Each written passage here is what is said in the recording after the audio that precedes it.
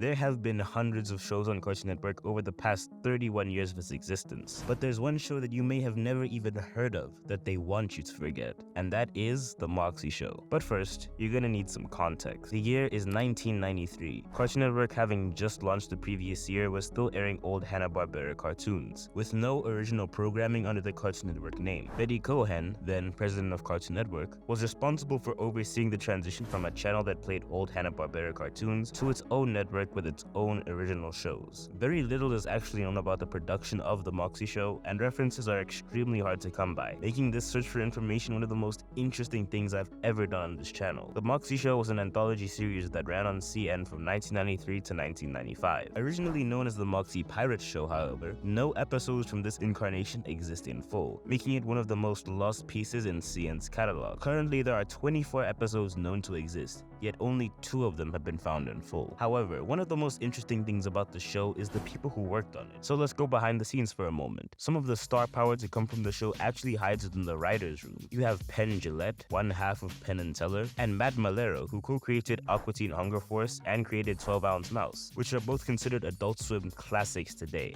Now, for the 2 main stars of the show, you would think that for a show that was so unknown for a brand new network at the time, it wouldn't be much to talk about here. Nope, because in one of the strangest combinations of all time, Moxy is voiced by Bobcat Goldthwait, and Flea is voiced by none other than Chris Rock. I'm not even joking. Granted, he only acts in one episode of what was the then Moxy and Flea show, but still, crazy. One of the most notable things about the show is the 3D animation, mostly because of the fact that it sucks. Keep in mind that this came out only 2 years before Toy Story, which still looks clean to this day. But you may be surprised to hear that this was ahead of its time for 1993. The Moxy Show was the first ever live cartoon. Live, meaning that all of Moxy's movements were dictated by someone in a green screen room wearing a skin suit, making the motions for Moxy. The dialogue would then be overdubbed and the episode would go out to TV. This was all handled by a now defunct company by the name of Protozoa. This is what I was able to find about them. Located in San Francisco, California, Protozoa was a pioneering performance animation company of complete systems, production, and web-based animation content. It was founded in 1987 and went defunct in 2000. But I bet you're all dying to know, but Papercut,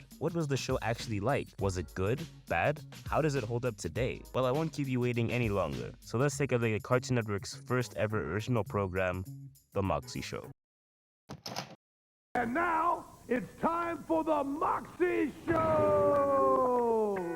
Hi, I'm Moxy. From what I could gather from all the old VHS recordings I could find, The Moxy Show follows Moxy, obviously, whose dream is to be a cartoon superstar, but never makes callbacks for any show he wants to work for, and Flea, his friend, giving him advice on getting his big-time role that he wants. The first episode that exists in full is all about Moxy applying for an episode of The Flintstones, but getting cut from said episode entirely. Moxy also has this weird crush on Melody from Josie and the Pussycats. It's really strange. Flea doesn't really have much going for him, I won't lie. He's the most basic comic relief character out there, especially when they introduce Chris Rock as his VA. The designs of the characters are...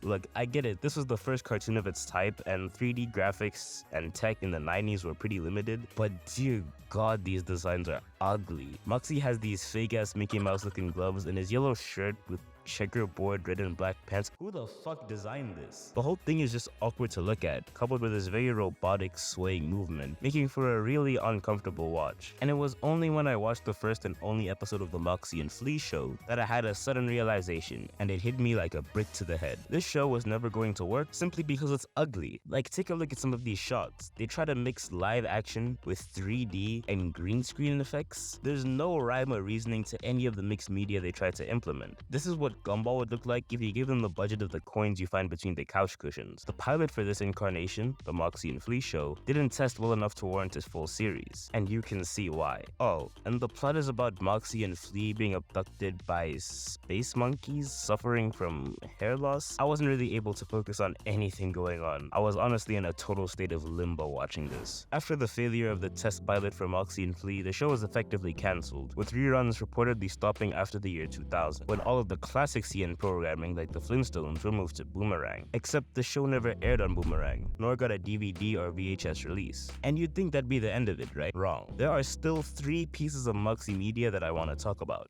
The website. There's an archive from May 8th, 1999 from an old Cartoon Network website that has a section about Moxy in it. There isn't much, but it's an interesting look nonetheless. There were apparently multiple clips of the show available online, but unfortunately the links don't work anymore. But that is to say that maybe, just maybe, the show isn't as lost as it may appear. Andrew Merrill. Somewhere in 2003, one of the series crew members, Andrew Merrill, was interviewed by IGN and was asked about the show. He explains that the show was never popular with CN's audience despite its 7-year run, which is why it never featured on any CN media, no anniversaries or nothing.